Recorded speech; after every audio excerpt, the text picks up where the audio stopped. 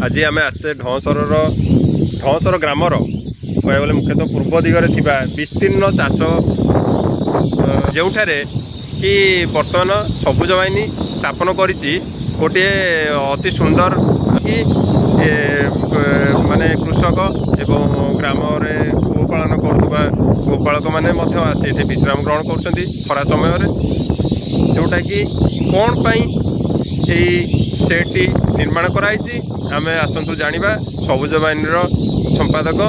श्री चित्तरंजन साहू। धन्यवाद संजय। परिकल्पना बोध हुए 5-6 वर्ष तलू आम कर विभिन्न समस्या जो आम यहाँ एग्जिक्यूट कर किंतु 2025 मसीह विभिन्न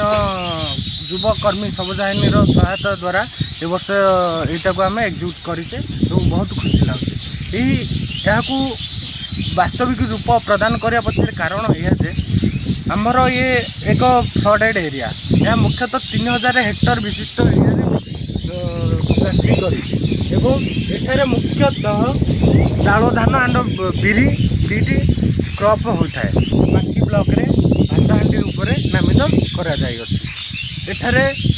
वर्ष को प्रायतः ग्रामर समस्त कृषक चाषी ए दिगरे आसता निजर बिल को कम करने किंतु से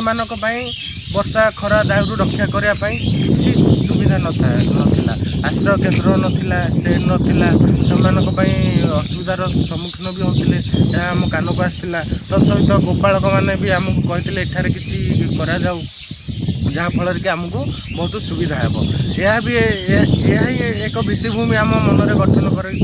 कि आम किसी सबुज बाहिनी अन्य जगह जपरी किसी इनफ्रास्ट्रक्चर गठन कर सहित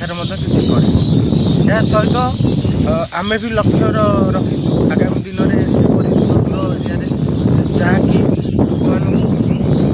बहुत असुविधा समय